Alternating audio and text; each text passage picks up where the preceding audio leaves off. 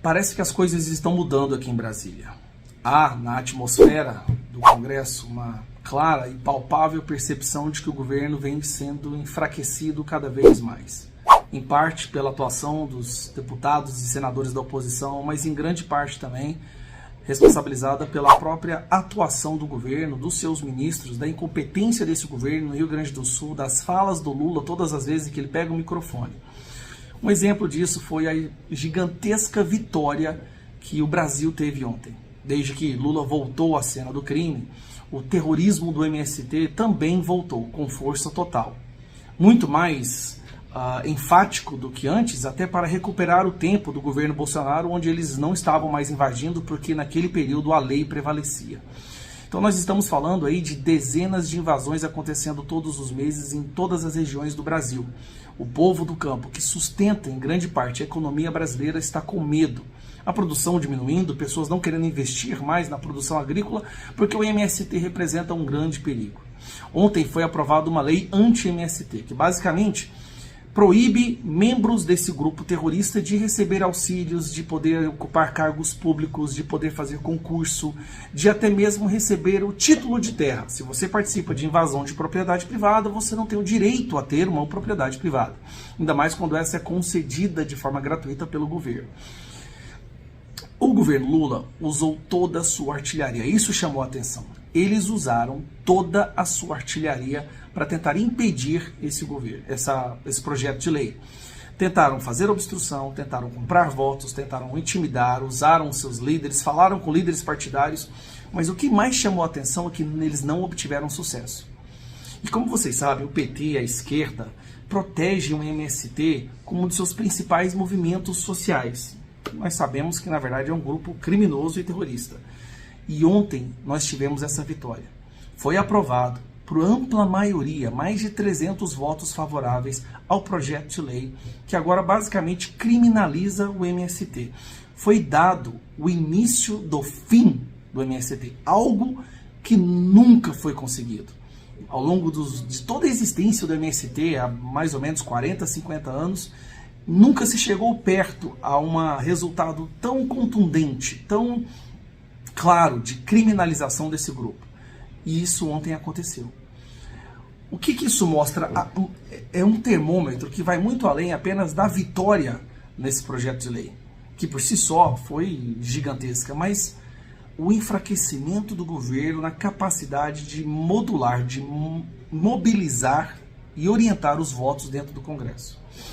Lembra que eu falo que, à medida que a aprovação desse governo vai diminuindo, a rejeição vai aumentando, isso reverbera aqui dentro da Câmara dos Deputados, do Congresso em geral.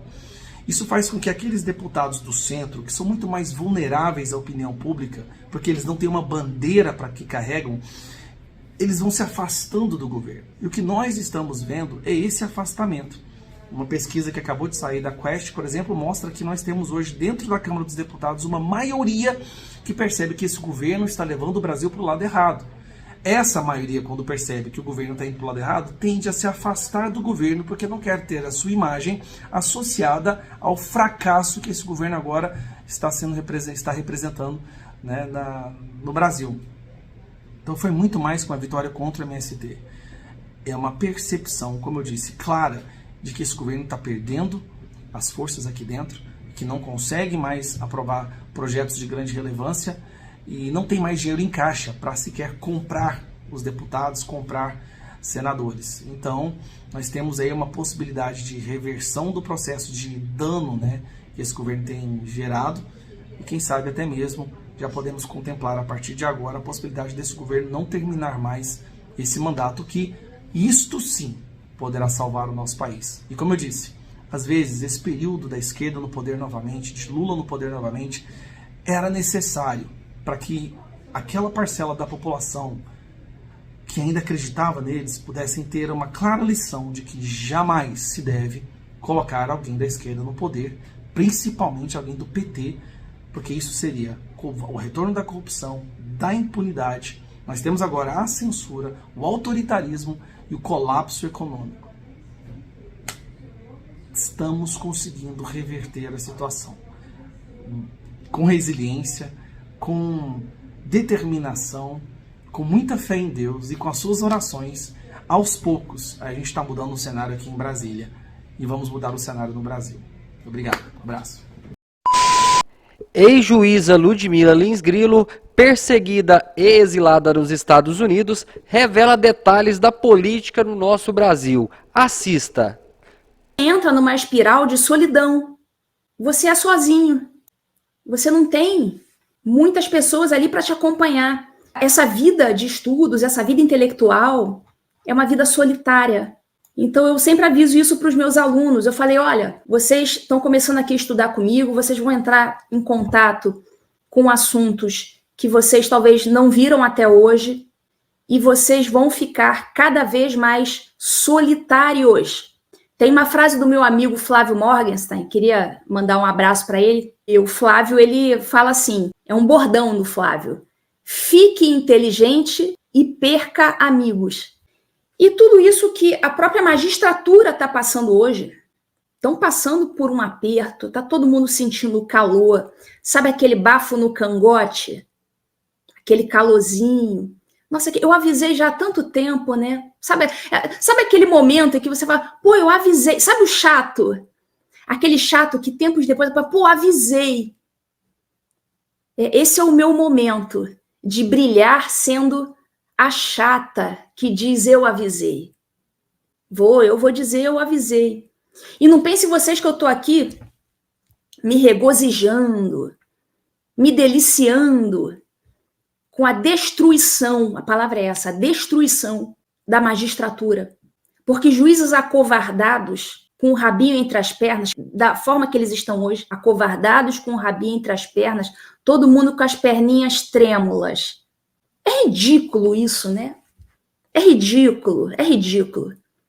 Imagina um monte de homem barbado, de perna cabeluda, com a caneta na mão e debaixo da toga, se tremendo de medo, com as perninhas assim, ó. Que coisa ridícula. Que situação ridícula. Vocês juízes não têm brio, não? Não se envergonha de ser um covarde? De ter ficado vendo tudo isso acontecer esse tempo todo e ter repetido a frase: as instituições estão funcionando perfeitamente. Não tem vergonha disso, não? Isso não é ridículo para o magistrado? Vocês, os burros, magistrados burros, tem os burros e tem os covardes. Tem alguns que conseguiam enxergar meio ali na neblina, tal, mas conseguiam enxergar alguma coisa, mas não fizeram nada. Ficaram caladinhos porque tinham medo de perseguição. Vocês não têm vergonha na cara, não? Seus covardes. Vocês não têm vergonha na cara? Então eu lamento. Estão agora vocês aí passando calor, todos sendo perseguidos. Porque enquanto a perseguida era eu, não tinha problema. Ah, não, é só a Ludmila, deixa pra lá, deixa ela se ferrar pra lá sozinha. Chegou em todo mundo. Tá todo mundo agora com o rabinho entre as pernas. Vocês são lastimáveis, lamentáveis. São ridículos. São deprimentes. Vocês são deprimentes. Aqui, eu, claro, tô me referindo, né, à categoria dos juízes, mas tem a categoria dos juristas.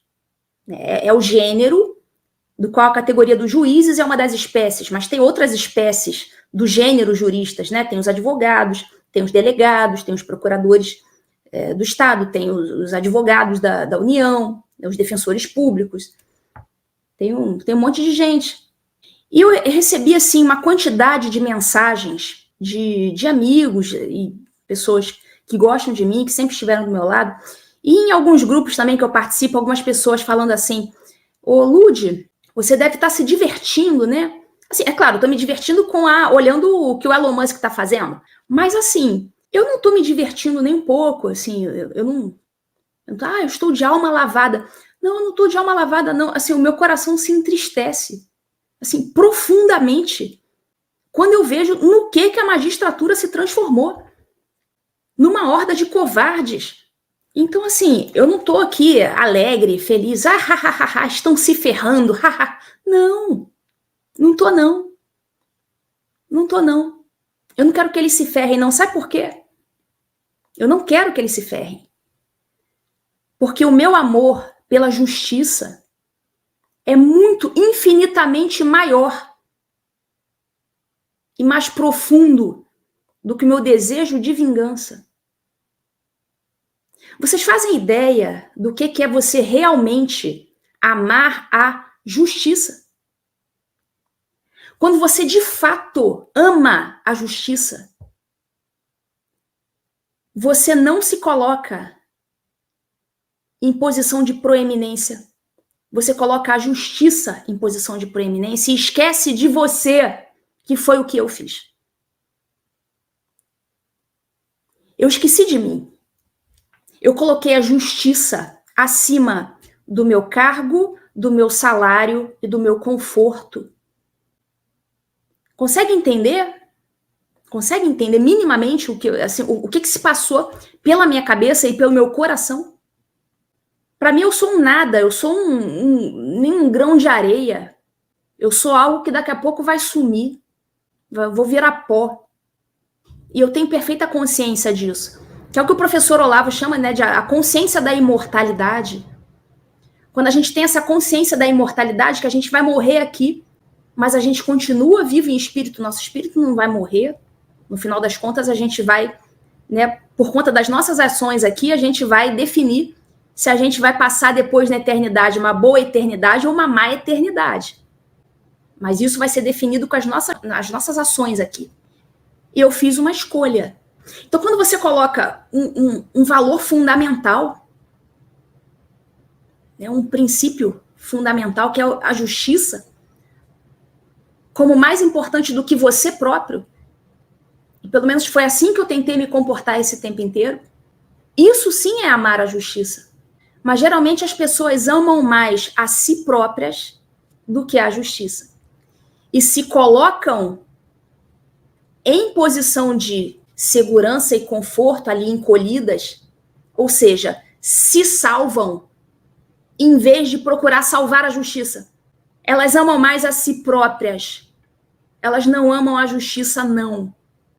Quando você de fato ama a justiça, você simplesmente não consegue... Escutem o que eu estou falando. Você não consegue não fazer nada. Eu vou repetir, porque isso que eu estou falando é sério. Uma das coisas mais sérias que eu falei aqui nesse canal até hoje. Quando você de fato, verdadeiramente ama a justiça, quando você vê a injustiça acontecendo, você não consegue ficar calado. O seu amor à justiça é maior do que o seu desejo e necessidade de autoproteção. Então, todo mundo, por melhores que fossem essas pessoas às vezes com bom coração, pessoas de boa vontade, eu conheço várias pessoas, inclusive pessoas que eu gosto muito, que eu amo, que são meus amigos, mas que nunca moveram uma palha sequer em prol de defender a justiça. Ficaram calados para defender a si próprios e aos seus próprios cargos. Então, assim, eu lamento informar. Eu sei, aqui acho que eu não estou sendo a portadora das boas notícias para essas pessoas. Mas vocês não amam a justiça tanto assim como vocês pensam que amam ou gostariam de amar. Eu lamento. E não estou me regozijando, não. Eu estou muito triste. Porque enquanto ainda dava para reverter, lá no início, lembra quando começaram os atos de censura?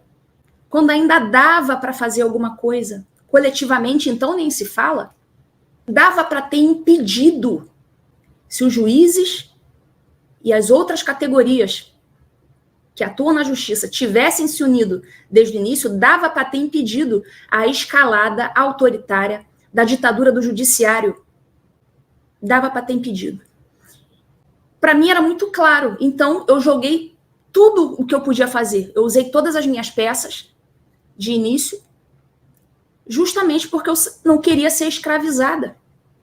Fiz uma escolha, né? E sabia, inclusive, que provavelmente a escolha dos meus pares seria se autoproteger, porque eu sei como funciona o ser humano médio.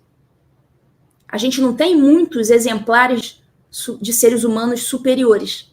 Eu sei que a maioria é o ser humano médio. Eu já imaginava que isso fosse acontecer. Eu não queria morrer como uma idiota. Falei, estou disposta a perder tudo, porque o meu amor à justiça é muito maior. Olha, isso que você falou, Guilherme, não é notícia de ontem, não. Ontem a gente falou, anteontem também, semana passada, idem, sobre, né, como eles fazem showmício em cima das pessoas que morreram, das pessoas que estão desabrigadas, de quem não tem casa, de quem está sofrendo ainda com a catástrofe natural que aconteceu no Rio Grande do Sul. Mas aí você pega ontem, no evento da Marcha dos Prefeitos, Lula sendo vaiado, né, grande parte ali do evento vaiando Lula. Sempre tem o petista, aqueles 30% de prefeitos petistas, de militantes de extrema esquerda. Mas o que me chamou a atenção desse evento foi a maneira como Lula expressou a gestão do governo federal sobre a catástrofe. E ele considerou, olha que surreal isso, nós faremos igual ou melhor em outras situações de catástrofe natural. O cara meteu essa. Como se a gestão do governo federal sobre a catástrofe tivesse sido excelente e como se fosse um marco paradigmático. Um grande exemplo. Olha só. Aprendam a lidar com grandes tragédias, grandes catástrofes, seguindo a linha do governo federal. O governo federal deve ter ajudado mais que o cidadão comum. Pelo menos isso. Não. Não. Pega as campanhas de doações, pega a quantidade de abrigos, pega a capacidade das pessoas de construírem uma ponte provisória dentro do caos. Foi a concessionária que erigiu a ponte provisória? Não. A pedido do governo federal? Não. As primeiras cestas básicas que chegaram do governo? Não. O que o governo fez, na verdade? O governo bateu cabeça, se atrapalhou, não soube e não sabe responder até hoje o que fazer. Paulo Pimenta estava esses dias com o áudio dele, não é nem áudio, né? Tem o áudio dele ameaçando pessoas, típico de um mafioso, mas não é nem esse áudio dele se preocupando mais com pegar jornalista, influenciador de direita, conservador, ou que estava denunciando a ineficiência e a gestão do governo federal e do governo estadual e das prefeituras. Não. O Paulo Pimenta estava numa entrevista admitindo para todo mundo que ele não tinha a menor ideia do que fazer, nem por onde começar. Então, é o interregno aí de 4, 5 dias para o Lula bater no peito e falar: vote em mim, propaganda, governo federal, eu sou seu pai, confie em mim, me dê dinheiro, pague tributo, justiça social, justiça climática, racismo estrutural. Aí, entre todos esses absurdos que o Lula faz, né, nessa... Não é nem mais uma verborragia que nem a dos ministros do Supremo, porque o Lula, ele tá flertando com a senilidade. Então ele falou, estava falando esses dias, né, da catástrofe aérea da Boeing, não é isso? Que propiciou uma abertura de mercado para a Embraer. Que bom que aconteceu a catástrofe para a gente. Não foi isso que ele falou? Fora eu não sabia que tinha tanto negro aqui no Rio Grande do Sul. Tem um ensaio fotográfico com o fotógrafo oficial dele. Tem o showmício da semana passada. De fato, o governo federal fez muita coisa. Fez muita propaganda. Perseguiu muito jornalista, influenciador. É só o começo, eles deixaram bem claro isso. A gente vai começar a perseguir agora. Agora, plano sério mesmo, pensar estruturalmente como a cidade funciona lá em Porto Alegre, pensar estruturalmente como deixar a burocracia de lado, não. Não.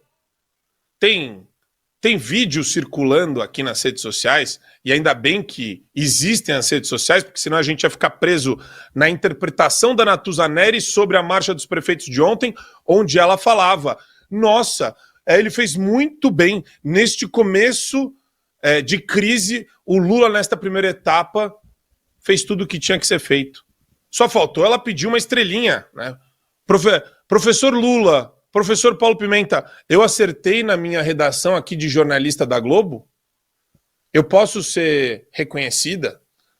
Talvez isso vire algum tipo de bônus para ela, né? Não sei, é tanta verba da Petrobras, de propaganda e publicidade dos Correios, de empresa estatal na Globo, que provavelmente ela está pedindo um aumentinho do bônus dela no final do mês, no final do semestre.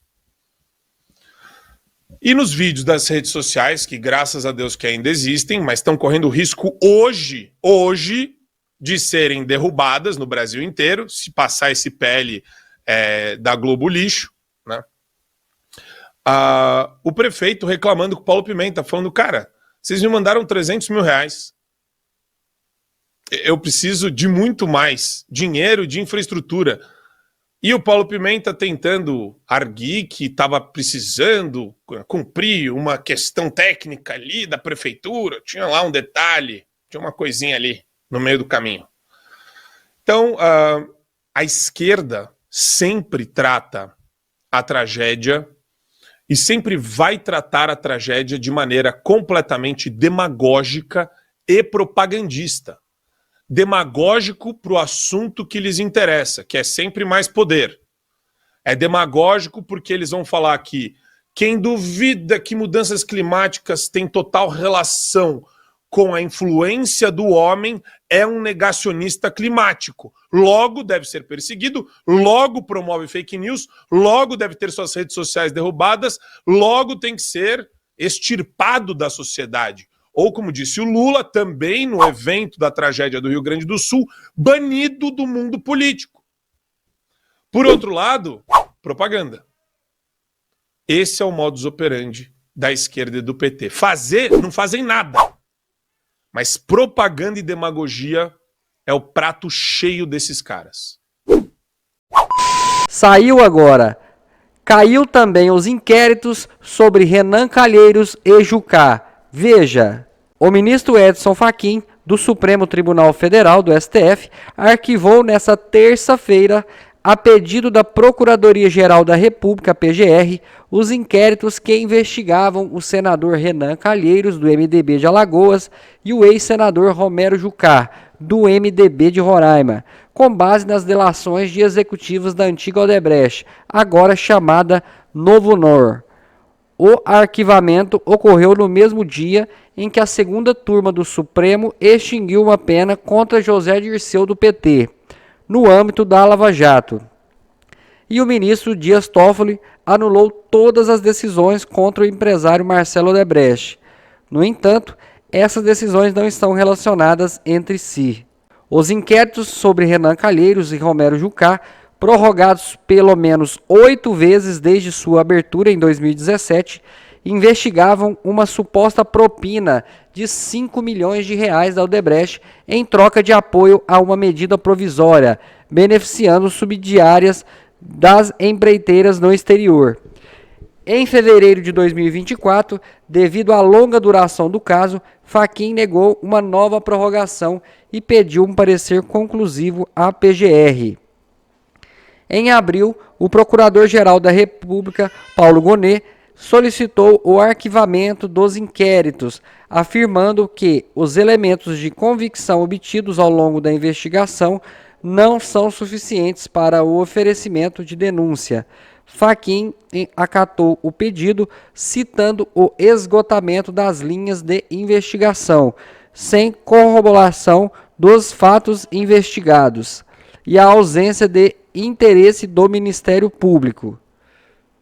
No mesmo dia, o ministro Dias Toffoli anulou todos os atos da Operação Lava Jato contra Marcelo Odebrecht. Além disso, a segunda turma do STF extinguiu, por maioria, a pena de José Dirceu do PT, em uma condenação por corrupção passiva relacionada a contratos da Petrobras.